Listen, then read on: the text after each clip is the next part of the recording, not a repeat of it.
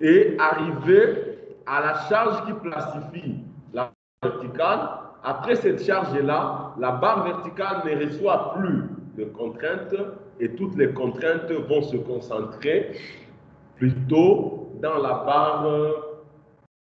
Toutes les contraintes vont se concentrer plutôt dans la barre, dans les barres obliques et comme vous le voyez là, l'évolution de la barre oblique a augmenté de pente. Jusqu'à ce que, arrivé à ce niveau-là, elle atteint aussi sa limite d'élasticité, elle se plastifie. Et quand les barres obliques aussi se plastifient, il n'y a plus possibilité que la structure accumule des charges supplémentaires. Et donc, au-delà de cette charge ici, que nous avions appelée charge plastique, si vous continuez à augmenter la force dans la structure va se déformer librement jusqu'à aller se rompre. Alors ici, c'est plus ou moins l'évolution de la charge P en fonction de la déformation sigma. Ça veut dire, lorsque nous sommes dans la première zone, dans la zone d'élasticité de la première barre est élastique jusqu'à arriver à ce niveau ici. La première barre va se plastifier. Quand la première barre s'est plastifiée, la deuxième, les barres obliques vont continuer à se déformer d'une manière linéaire et arriver au niveau de la plastification de toutes les deux barres. La structure ne va plus accumuler de contraintes jusqu'à ce qu'elle entre en roule.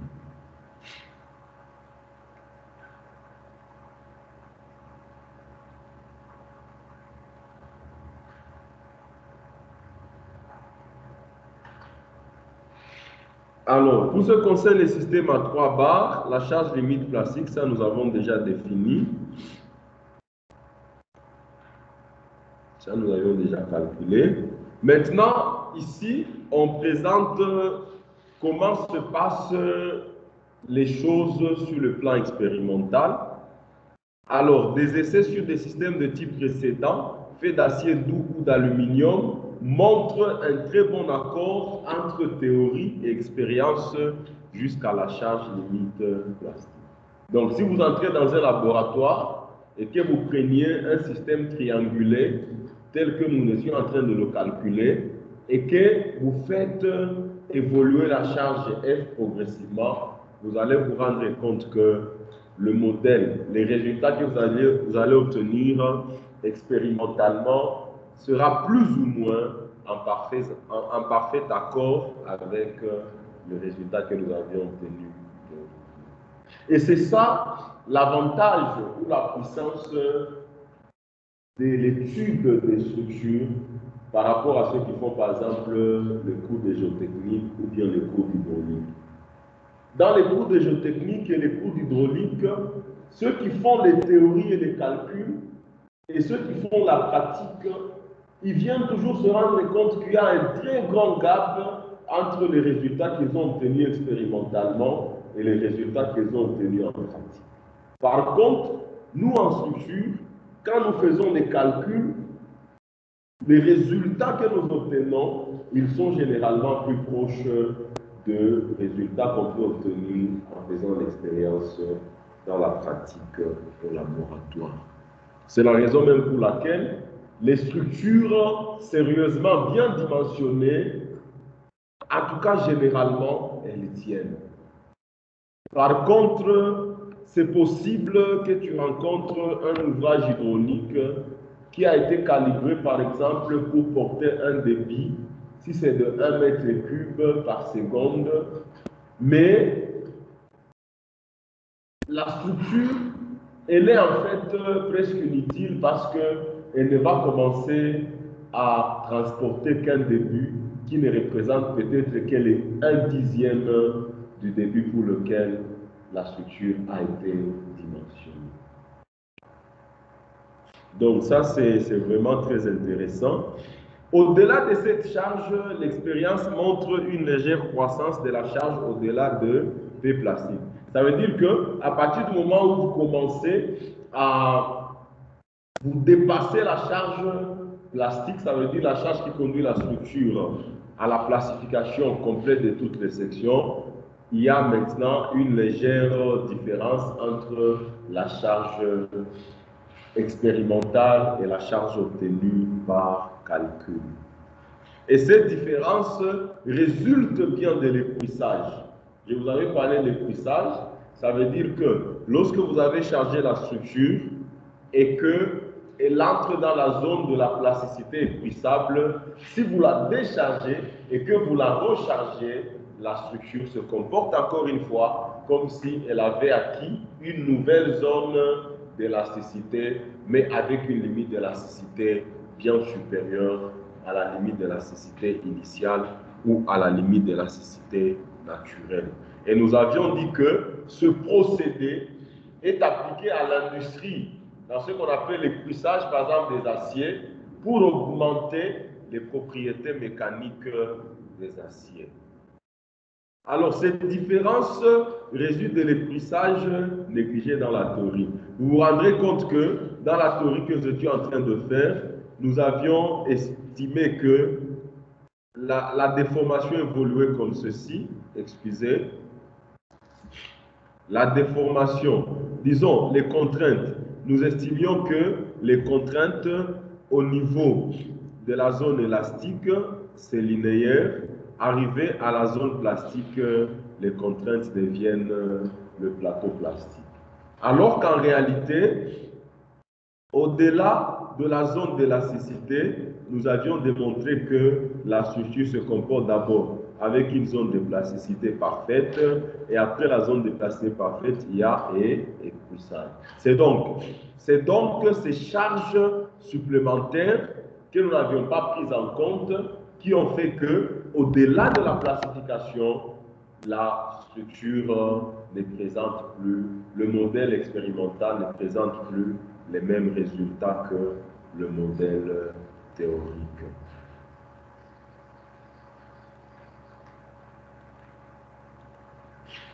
Alors, nous évoluons.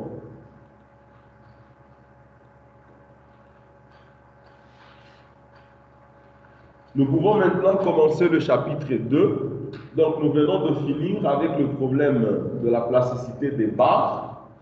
Nous pouvons ici commencer le chapitre 2 qui est consacré à la plasticité des sections fléchies. Quand on parle de barres, des treillis, ça veut dire que ce sont des structures qui se déforment par traction-compression. Mais ici, nous voulons maintenant évaluer les structures qui se déforment par flexion. Mais d'entrée de jeu, avant d'aller plus loin avec les structures fléchies, une remarque qu'il faut donner, c'est que dans la pratique, pour les structures en treillis, avec beaucoup de barres, dont la répartition des efforts normaux est vraiment, disons, elle est plus ou moins de loin non uniforme, on va préférer de ne pas atteindre la charge de plasticité. Parce que, regardez bien ce que je vais vous montrer ici. Oh, cette souris-ci, comme si quelqu'un qui ne veut pas les choses tellement que la matière vous embrouille, alors ma souris là, elle commence à avoir des problèmes. Donc, regardez bien les schémas que j'avais présentés ici. Nous avons, ici c'était l'axe de x1, x divisé par fy, ou même x, on peut prendre comme ça x, et la courbe se présentait comme ceci. La courbe se présentait comme ceci. Ça veut dire que la structure accumule des contraintes croissantes progressivement jusqu'à ce que, quand elle a atteint sa classification, elle commence à se déformer sans accumulation des contraintes additionnelles. Alors, quand elle s'est déjà déformée, quand elle s'est déjà classifiée, la section suivante la plus chargée, ça veut dire que si on avait par exemple 4 sections, la première la plus chargée, elle va d'abord se classifier en premier. Quand elle s'est classifiée, les contraintes commencent à se distribuer entre les autres sections. La deuxième section la plus chargée aussi, arrivée à ce niveau-là, elle peut aussi se classifier comme ça. Et quand elle s'est classifiée, elle commence aussi, elle n'accumule plus de contraintes additionnelles. Ensuite, la troisième section la plus chargée, commence aussi à se déformer.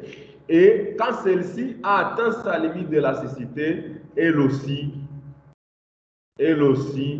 commence à reprendre presque toutes les contraintes, de telle sorte que, pour attendre que la dernière section la plus fléchie, disons la plus comprimée ou la plus sollicitée, vienne se placifier, en attendant les autres sections qui s'étaient placifiées en premier, elles seront toujours en train de se déformer progressivement dans une déformation plastique qui est difficilement contrôlable.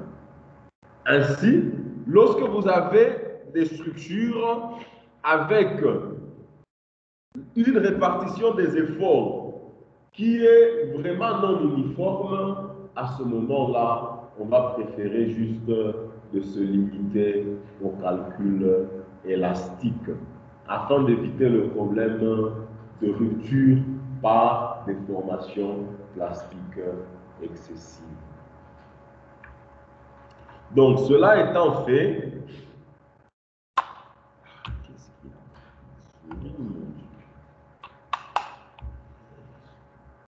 ok, ça tient. Oui. Ah, aujourd'hui c'était tellement facile que la tête ne se reposait même pas. Vous dites? Ah, 17h moins 3. Prenez alors une pause de 5 minutes. Comme ça. Mais ce qu'on est en train de faire là, c'est encore des trucs là très élémentaires.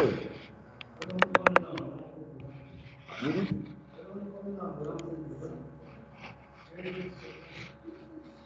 Non, c'est 12-18 heures. C'est 12-18 heures.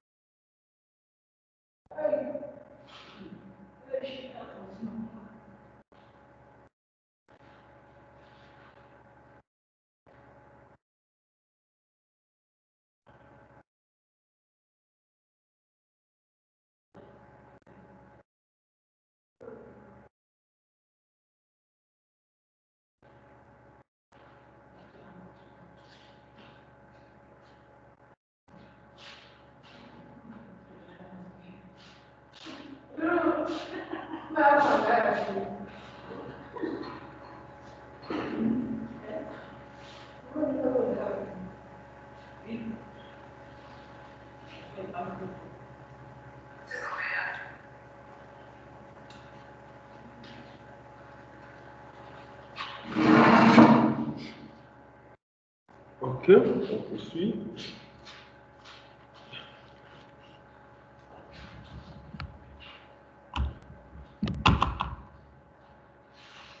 Nous voulons donc maintenant évaluer le problème maintenant de la section fléchie chargée jusqu'à la ruine.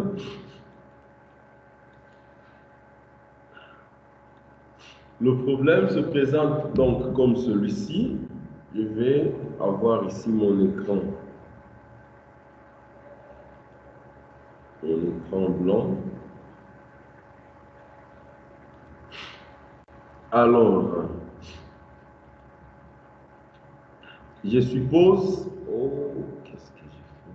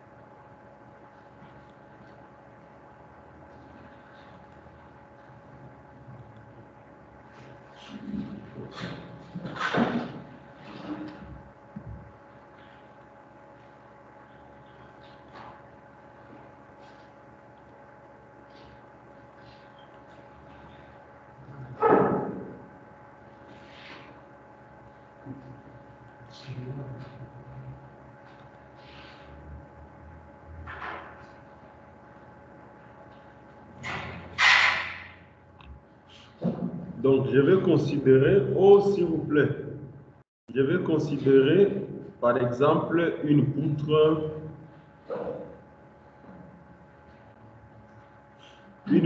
simplement appuyée sur ses deux extrémités, comme ceci.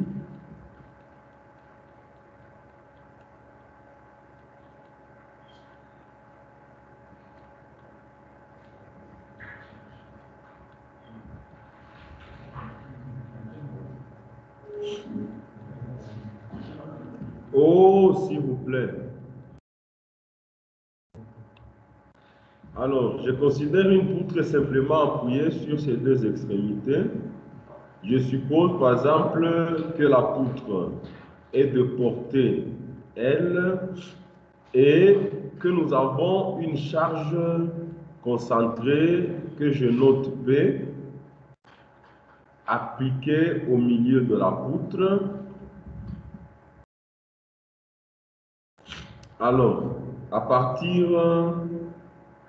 de la résistance des matériaux et même de la, disons, la mécanique de milieu continu, de l'équilibre des forces et tout, vous savez que le diagramme de moment va se présenter comme ceci.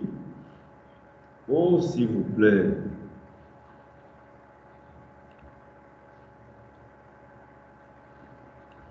Et le moment maximum se retrouve au niveau du centre et nous savons que le moment max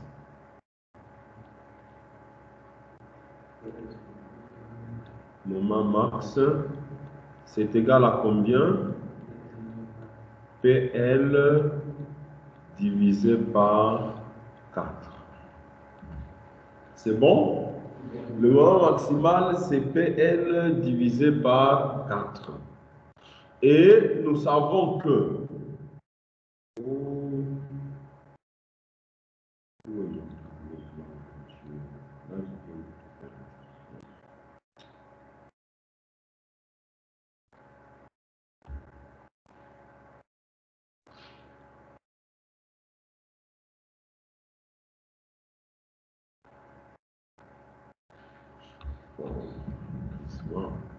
donc j'ai parlé d'une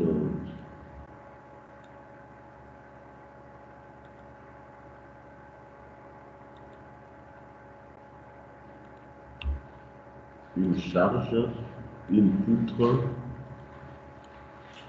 de longueur L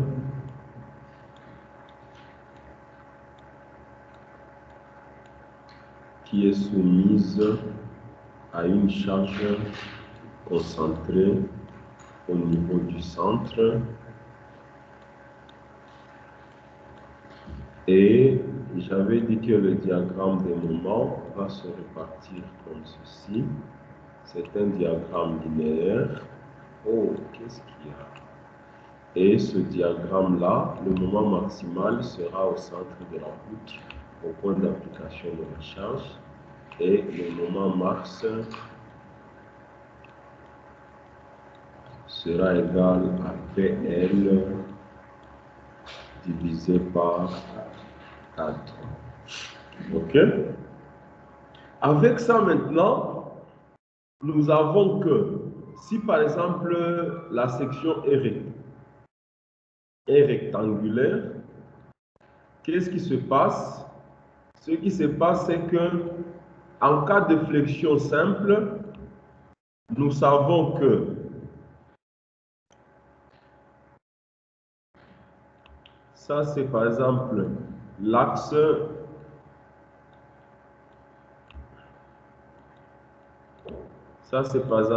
des Z et nous avons une répartition linéaire des déformations et des contraintes. Ça veut dire les déformations se répartissent comme ceci. Ça, ce sont les déformations. Et les contraintes se répartissent comme ceci.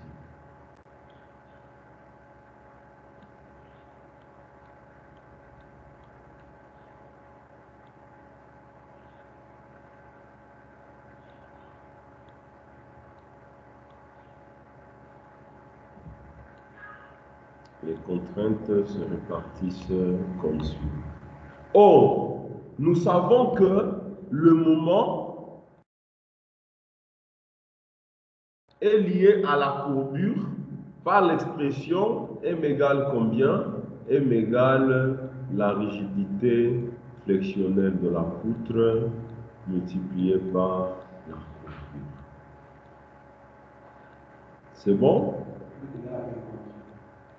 Vous dites? EI. M égale EI fois phi. Donc M c'est égal à la rigidité flexionnelle de la poutre multipliée par la courbure. Or, la courbure, regardez bien, qu'est-ce qu'il y a?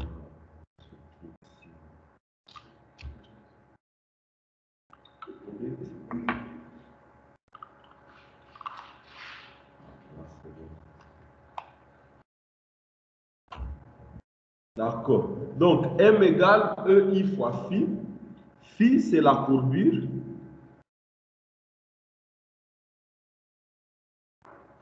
Et donc, nous savons que phi égale à combien? Phi égale à, si on considère un point situé à une distance, par exemple situé à une distance z, attendez un peu, je vais vous montrer. Si on considère un point situé à une distance z de l'axe neutre, à une distance z, et que sa déformation c'est epsilon de z, epsilon de z. Normalement, nous aurons que phi égale à combien? Phi, avec ce triangle ici, phi sera égal à epsilon divisé par z.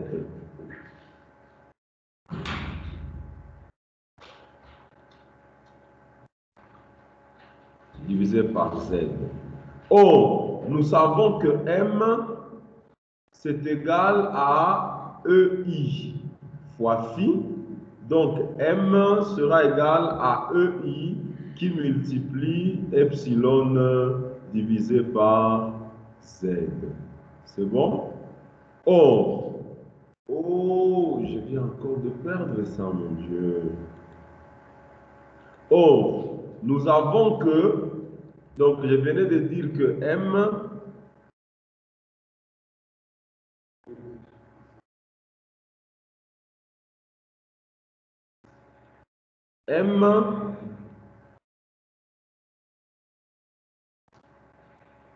c'est égal à EI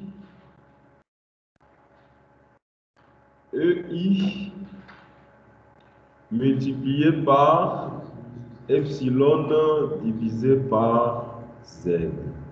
Et donc, nous avons que epsilon, c'est égal à combien? C'est égal à m multiplié par z divisé par EI. OK? Et donc, si nous sommes dans la zone élastique,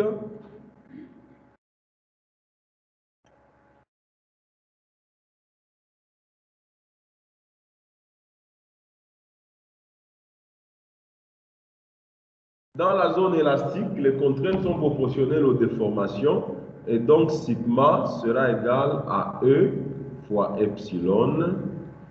Or, epsilon c'est égal à mz divisé par EI.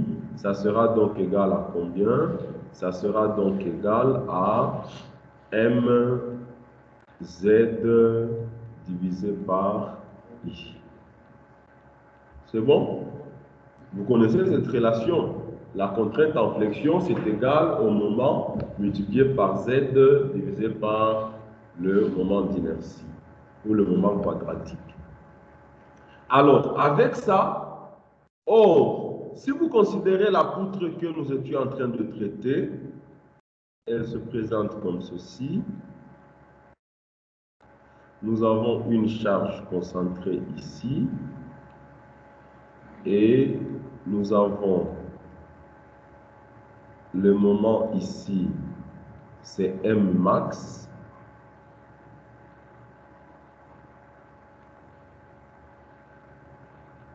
Si on calcule le moment en un point donné ici, d'abscisse X,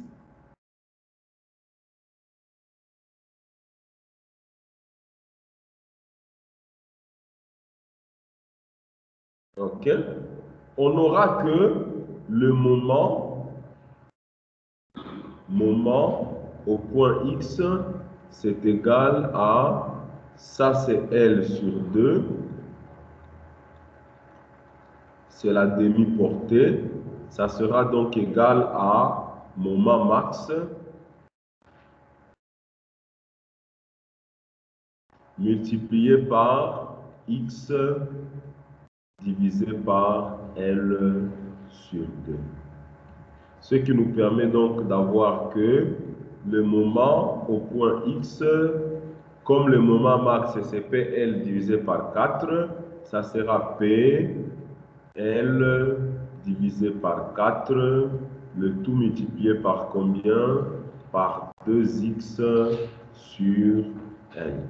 Avec ça, j'ai donc que le moment du point X donné, c'est égal à combien? C'est égal à PL X divisé par 2L, ce qui va donner Px divisé par 2. C'est bon? Donc le moment en un point donné, c'est égal à Px divisé par 2. Or, nous avions écrit que la contrainte sigma, c'est égal à mz divisé par i. Donc, nous aurons que la contrainte en un point donné sera égale à P multiplié par x multiplié par z divisé par i. C'est bon? Avec ça, ce que je suis en train de vouloir chercher, c'est que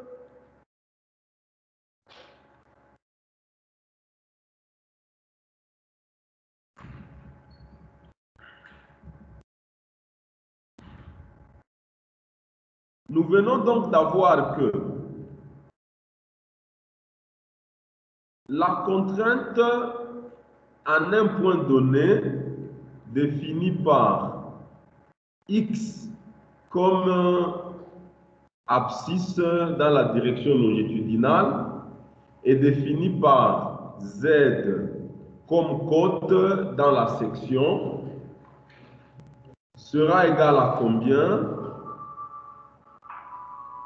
Ah, la lumière est partie. Vous dites?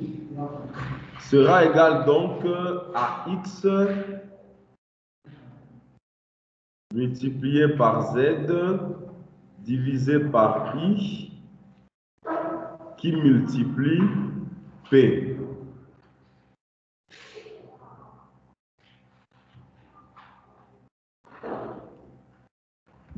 OK? Alors, mais je vous ai déjà envoyé le fichier.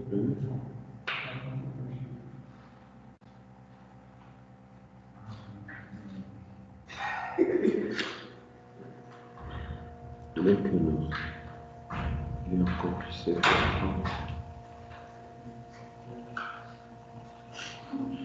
On attend quelques minutes pour voir si la lumière va se donner.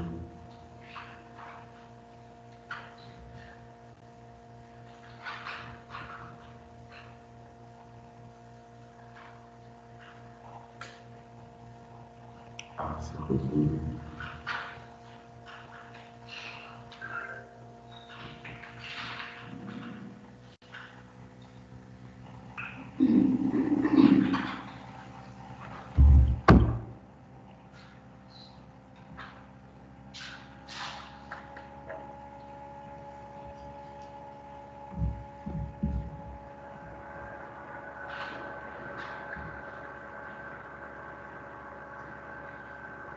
Donc, ce que je viens de dire, c'est que nous avons en fin de compte sigma de xz qui est égal à xz divisé par i, le tout divisé par, multiplié par p. Et p, c'est la charge extérieure, par exemple, qu'on applique sur la poutre simplement appuyée aux deux extrémités. Alors, regardez maintenant ceci. C'est que je vais revenir avec cette expression. Oui. Pour avoir quoi? Ah, ça vous ne connaissez pas, le calcul que je viens de faire ici. Oui. Mais attendez que je vous dise pourquoi je suis en train de faire ça. Nous, on réfléchit avec les mathématiques. Donc, les maths vous permettent de comprendre les choses plus facilement. Si je pouvais vous parler en l'air, vous auriez peut-être pas à comprendre ce que je suis en train de vouloir dire. Mais maintenant, là, avec les mathématiques, c'est plus facile. Alors, donc nous venons d'avoir que si on calcule epsilon de xz, c'est égal à combien? C'est égal à x multiplié par z divisé par e, i, qui multiplie la charge P. Si on calcule sigma de xz, on a que ça donne x fois z divisé par i qui multiplie la charge P. Alors, avec ça, vous avez donc que si on considère par exemple une section donnée,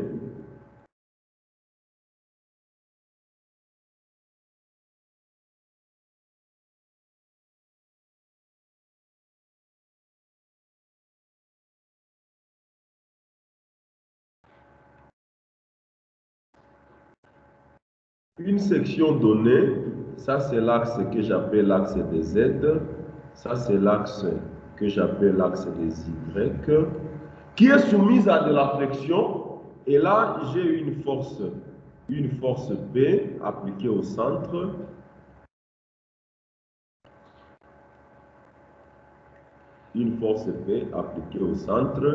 et je calcule le moment dans une section située à une distance x, par exemple de l'appui de gauche. Je viens de démontrer que les contraintes se présentent comme ceci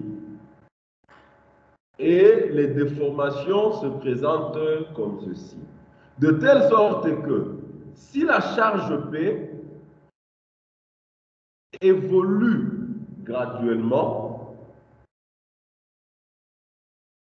alors nous avons l'axe des Z ici. Nous avons, si ça c'est l'axe des déformations, nous avons que la courbe de déformation, cette courbe ici, par rapport à Z, disons la courbe de déformation, par rapport à Z, c'est aussi une courbe linéaire, n'est-ce pas? Et si nous considérons par rapport aux contraintes, ça sera aussi une courbe linéaire. Donc ça c'est l'axe de Z, ça sera une courbe linéaire. Mais tant que nous sommes dans la limite d'élasticité. Et ça, c'est ce qu'on appelle sigma max, qui normalement est égal au moment divisé par I divisé par V. Et ça aussi c'est sigma max. Donc on peut dire ça c'est sigma max.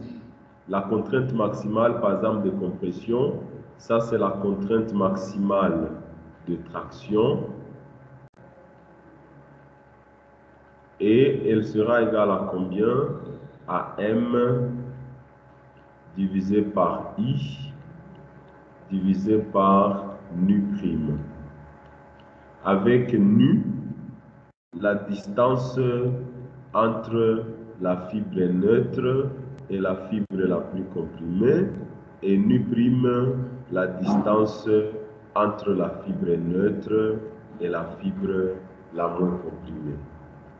Avec ça donc, nous avons que, comme vous le voyez ici, si maintenant on fait évaluer, on prend une charge P qui évolue graduellement, plus P augmente, plus aussi les contraintes seront en train d'augmenter, n'est-ce pas? Parce que les contraintes, voilà, elles sont proportionnelles à P. Les déformations, elles sont aussi proportionnelles à P. Donc, quand vous augmentez la charge extérieure, qu'est-ce qui se passe? Le moment augmente au niveau de chaque section. Excusez. Et quand le moment augmente au niveau de chaque section, qu'est-ce qui se passe? La courbure aussi augmente au niveau de chaque section. Quand la courbure augmente au niveau de chaque section, les déformations aussi augmentent au niveau de chaque section. Et quand les déformations augmentent au niveau de chaque section, les contraintes aussi augmentent au niveau de chaque section. De telle sorte que si vous évaluez, vous augmentez graduellement la charge épais, il va arriver un moment où, normalement, les fibres extrêmes, c'est elles qui doivent aller en augmentant progressivement. Il va arriver un moment où les fibres extrêmes vont atteindre leur limite d'élasticité. Et quand les fibres extrêmes ont atteint leur limite d'élasticité, on va dire que les fibres extrêmes se sont plastifiées. Et quand les fibres extrêmes se sont plastifiées, le moment qui a plastifié les fibres extrêmes, c'est ce qu'on va appeler le moment élastique de la section.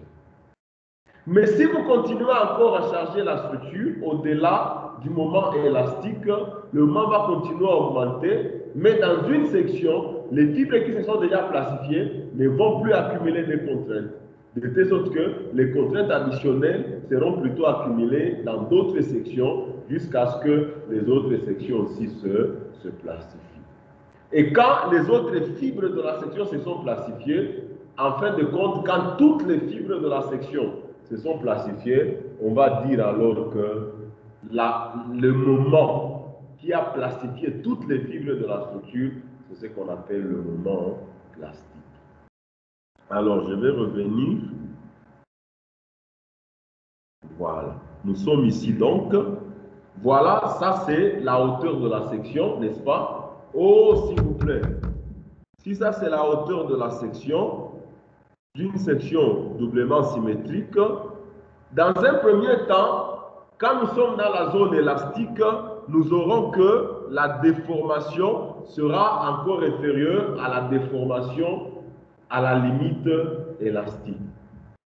Si vous continuez à augmenter la charge, les déformations vont augmenter jusqu'à ce que les déformations, disons ça aussi c'est les contraintes qui sont proportionnelles aux déformations et les contraintes sont inférieures à la limite d'élasticité et donc les contraintes extrêmes ou les fibres extrêmes sont encore dans la zone élastique. Plus vous continuez à augmenter la charge telle que je vous ai présenté, plus à un certain moment, les fibres extrêmes se plastifient. Quand leur déformation est devenue égale à la déformation à la limite d'élasticité, on va dire que les fibres se sont plastifiées parce que vous voyez bien, les contraintes sont devenues égales à la limite d'élasticité. Quand la contrainte est égale à la limite d'élasticité, ça veut dire que la fibre a dépassé sa zone d'élasticité et elle entre en plasticité et on va dire que les fibres extrêmes se sont plastifiées. Alors, le moment qui correspond à l'état dans lequel les fibres les plus sollicitées de la section se sont plastifiées, le moment correspondant, c'est ce qu'on va appeler le moment élastique. Un peu comme si vous rentrez bien, pour ce qui concerne les structures comprimées, tendues, on disait que lorsque la barre la plus chargée entre en plastification, la charge correspondant à ce qu'on appelait la charge élastique. Mais si vous continuez à charger la structure, les autres barres, une fois que la barre la plus chargée a déjà atteint sa plastification, les autres barres vont commencer à accumuler les contraintes additionnelles jusqu'à ce que, lorsque toutes les barres se sont plastifiées, on va parler alors maintenant de la charge plastique. Ici maintenant, lorsque les fibres extrêmes ont atteint leur limite d'élasticité et vont donc se plastifier,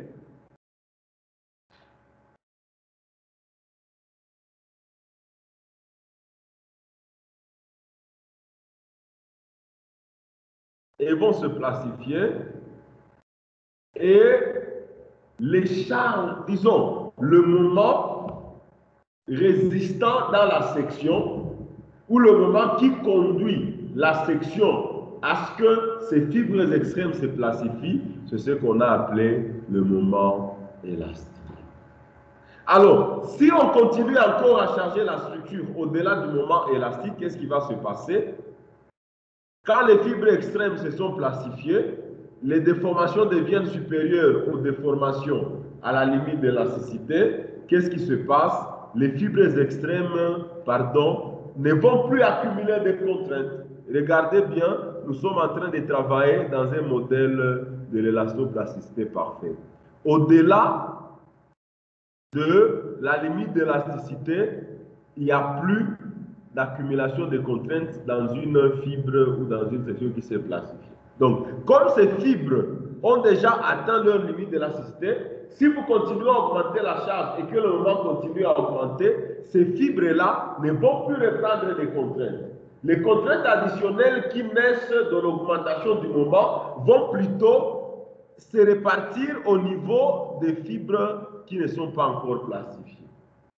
Et si, arrivé à ce niveau ici, vous augmentez encore les contraintes, les fibres qui se sont déjà plastifiées ne vont plus accumuler des contraintes et les contraintes vont s'accumuler dans les fibres qui ne se sont pas encore plastifiées.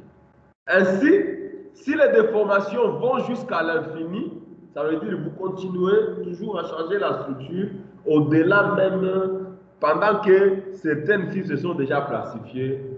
En fin de compte, toutes les fibres de la structure vont atteindre leur limite d'élasticité. Et quand toutes les fibres de la structure vont atteindre leur limite d'élasticité, on va dire que la section s'est entièrement plastifiée. Donc, ça, on va dire que la section s'est entièrement plastifiée. Section entièrement plastifiée.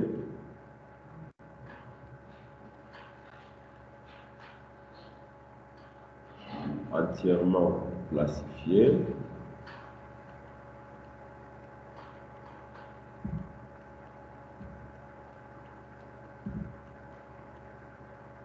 Et quand la section s'est entièrement plastifiée, on va dire donc que la section s'est entièrement plastifiée lorsque toutes ces fibres se sont plastifiées.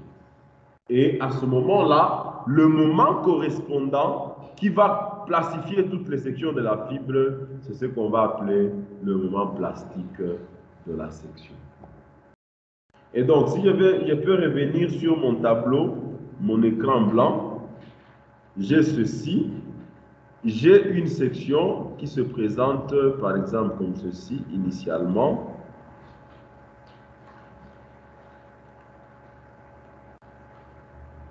Ça, c'est la section droite.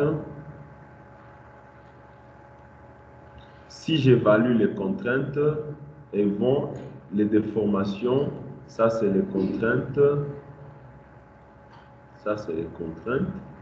Ça, c'est les déformations. Donc, j'ai que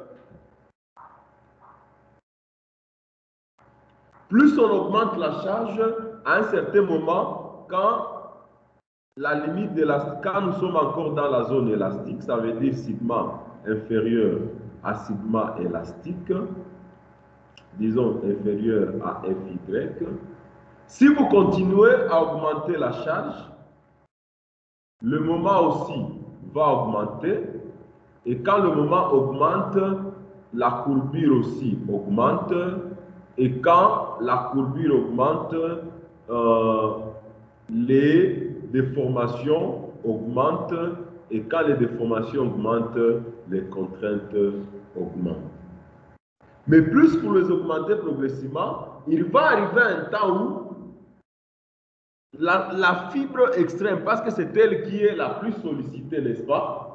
Elle va atteindre sa limite d'élasticité. Donc, nous sommes ici. Sigma devient égal à la limite d'élasticité. Et à ce moment-là, on va dire que la fibre en question les fibres extrêmes se sont plastifiées. Quand les fibres extrêmes se sont plastifiées, le moment qui amène les fibres extrêmes à se plastifier, c'est ce qu'on appelle le moment élastique. Et normalement, le moment élastique, ça sera égal à combien? Ça sera égal à intégrale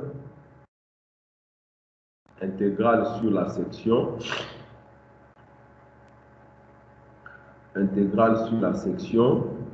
de Fy fois Z D2 Y. Non, ça c'est D de Z. Alors, à ce moment-là, nous allons prendre ça comme 2 fois. Donc, non, excusez, je vais effacer ça d'abord.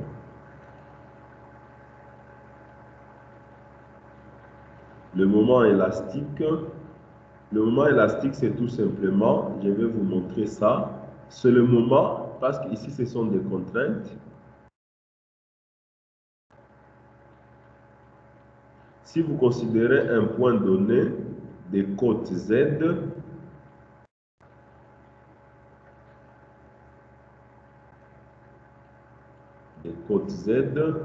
ça c'est sigma max égale à F élastique. À ce niveau ici, sigma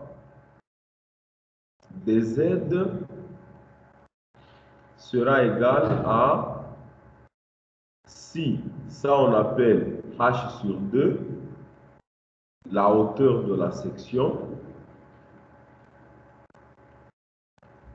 on n'aura que sigma de z sera égal à z divisé par h sur 2 qui multiplie Fy. Et le moment élastique, ça sera tout simplement le moment de ces charges-là par rapport à l'axe neutre. Ça sera égal donc à combien? Ça sera égal à intégrale de sigma qui est z divisé par h divisé par 2 fois Fy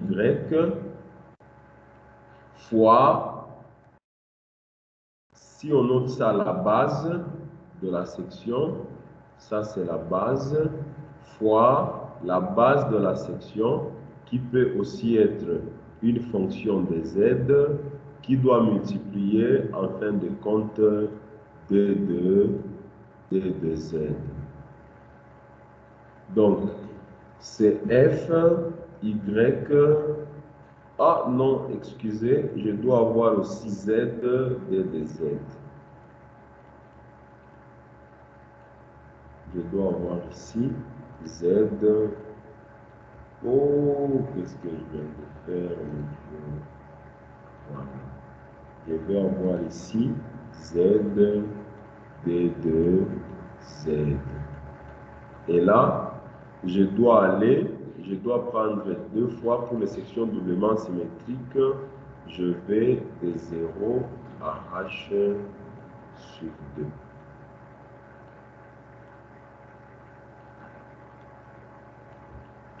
Donc, c'est tout simplement la notion de moment d'une force. Alors, là, c'est le moment élastique. Alors, arrivé à ce moment-là, si vous continuez à charger la structure, les fibres qui se sont déjà plastifiées ne peuvent plus accumuler de contraintes. Et à ce moment-là, si vous continuez à charger la structure, je vais vous montrer. Oui.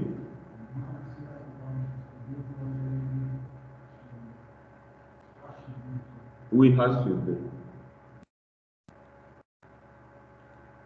Et si on continue à charger la structure, la courbe de contrainte va plutôt se présenter comme ceci. Une fois que cette fibre s'est déjà plastifiée, elle ne peut plus accumuler de contraintes. Et donc, les contraintes additionnelles vont s'accumuler dans d'autres fibres. Et à ce moment-là, le diagramme sera comme ceci. Si vous continuez encore à charger, et ça c'est FY.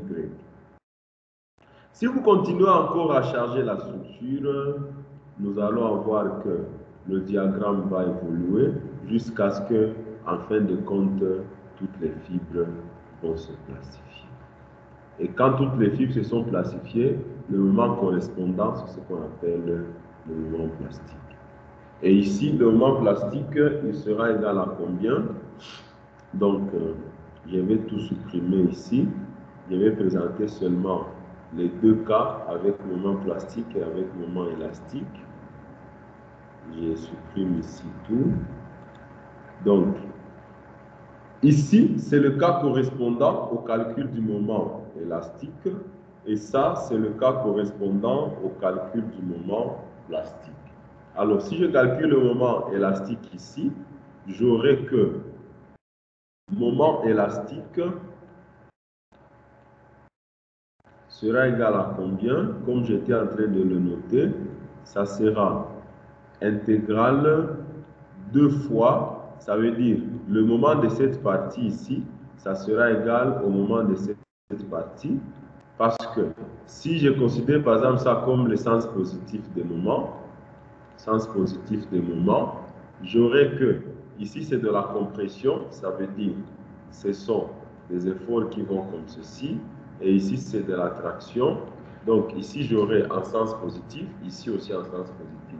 Et donc les deux moments vont s'additionner, et comme la section est symétrique, j'aurai 2 fois intégrale de 0 à h sur 2 de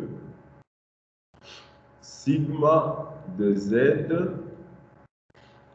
multiplié par la largeur de la section au point considéré qui est BZ multiplié par le bras de levier de la section Z, le tout multiplié par combien? Multiplié par D2Z. Alors, ça va donc nous donner que vous allez vérifier, on peut donc vérifier que le moment élastique, c'est égal à combien?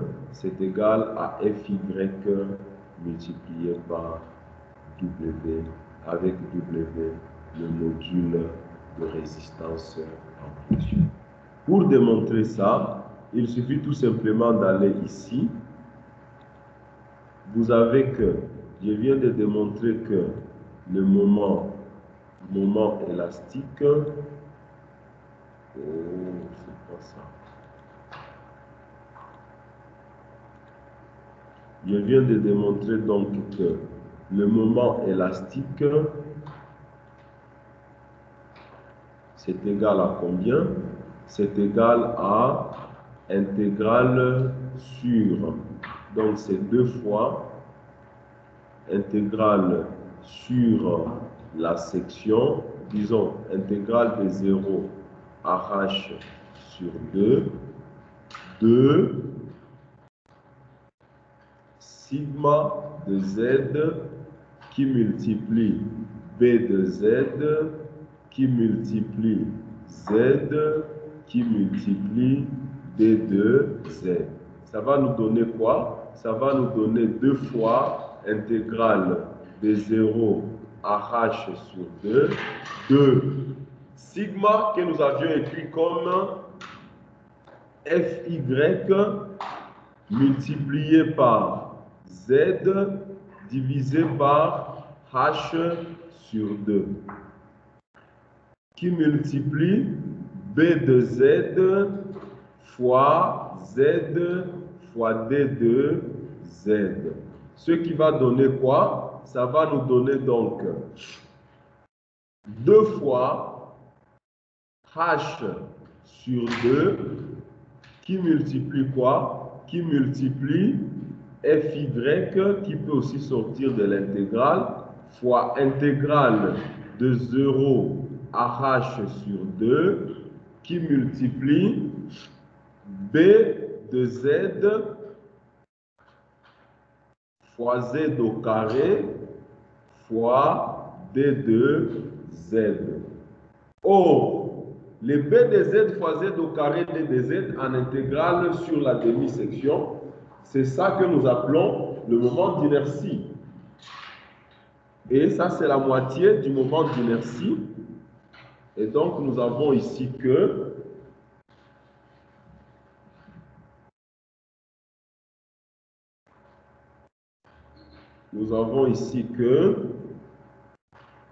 le moment élastique, c'est égal à combien?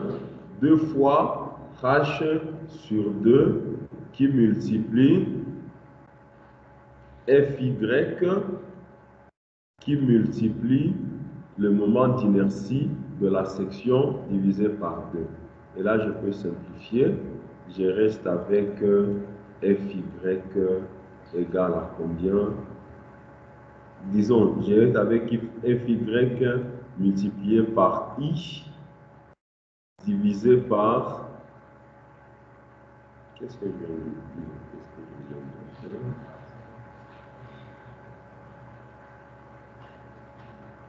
Vous dites?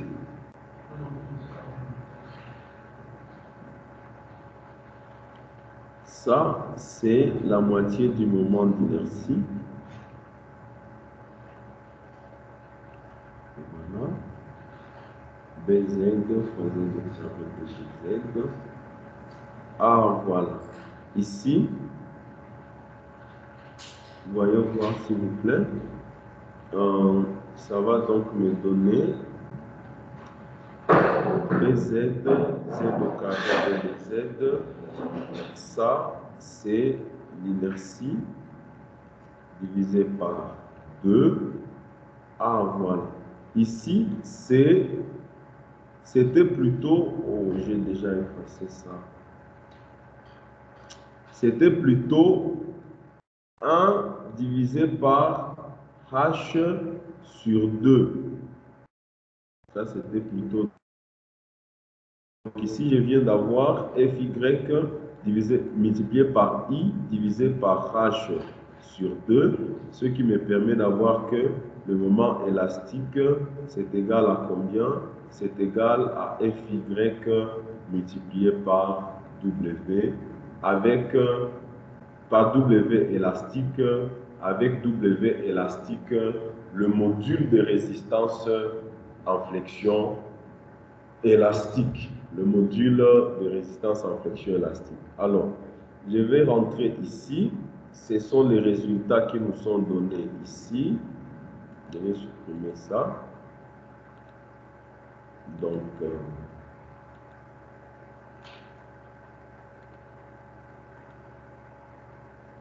alors, moment résistant élastique, c'est ce que j'étais en train de démontrer. Le moment résistant élastique, c'est égal à W à la limite d'élasticité multipliée par le module de résistance en flexion. Avec le module de résistance élastique en flexion, c'est égal moment d'inertie de la section divisé par nu. Avec nu, vous connaissez que nu, c'est égal, pour ce qui concerne les sections symétriques, la hauteur divisée par 2.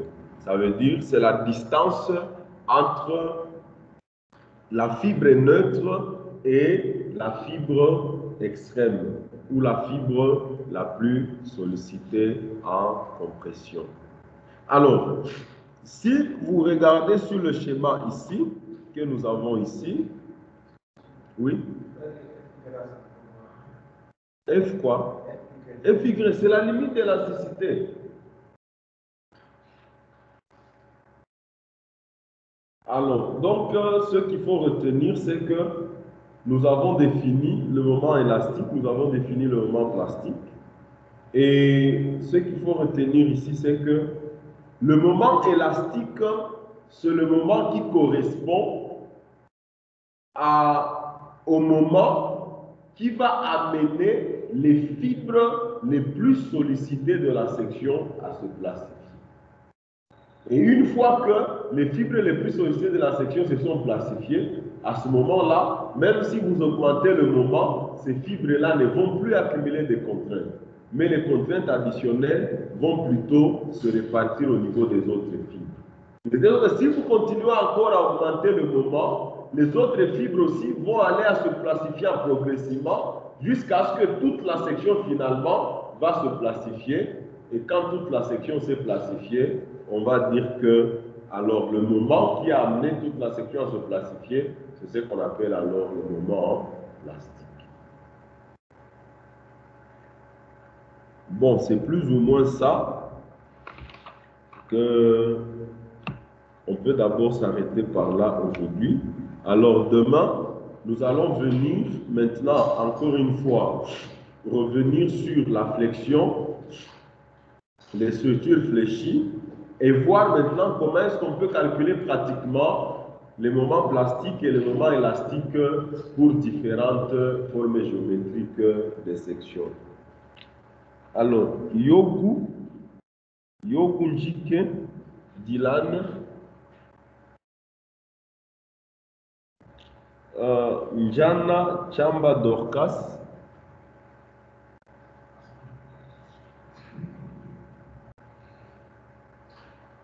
ceci n'avait pas été là l'année passée. J'ai enseigné à quelqu'un qui s'appelait des noms comme Chamba et Dorcas, quelque chose comme ça. Ashumbi Brenda Akbor,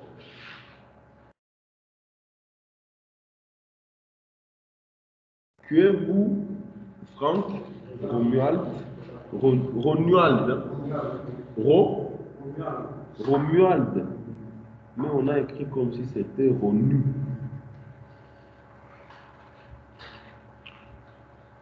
Juni Bella Ndongo,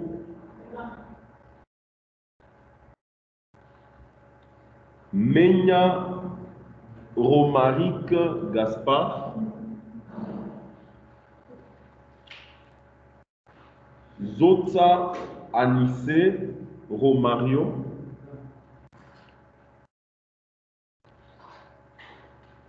Makam, une femme, Eva.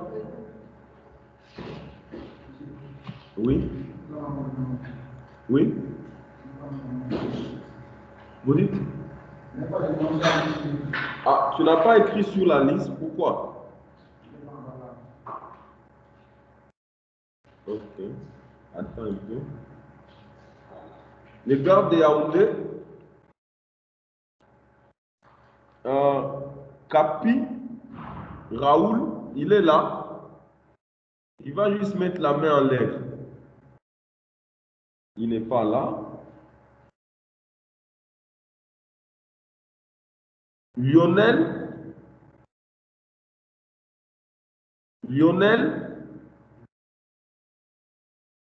et Yaoundé, vous êtes là?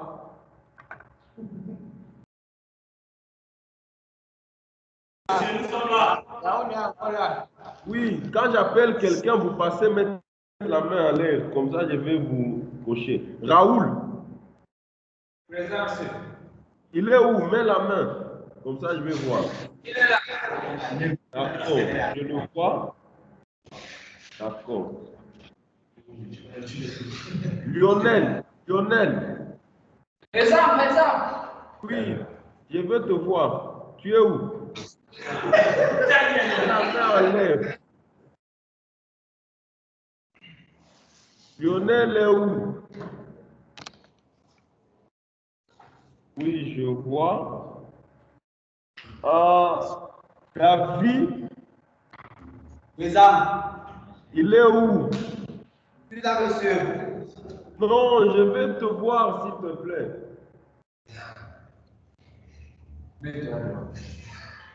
Là, je ne te vois pas. Je suis là, monsieur. Ah, d'accord, c'est bon. Fabrice. Présent, monsieur. Ok, d'accord. Bruno. Présent. Robin.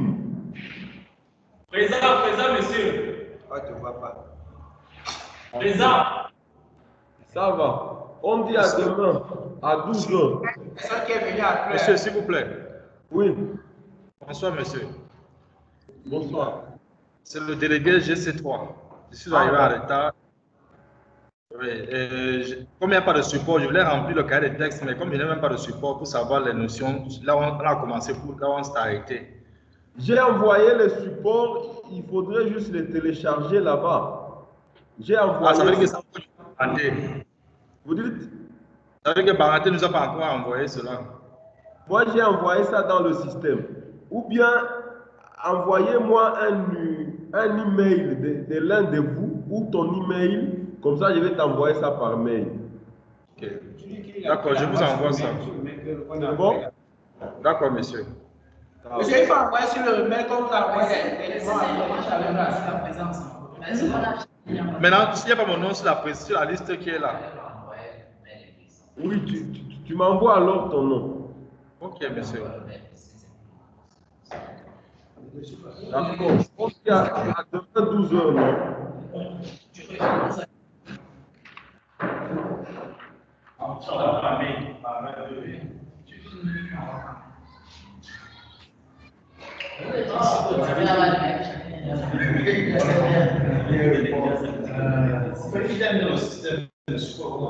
Vous avez dit que c'est à la base.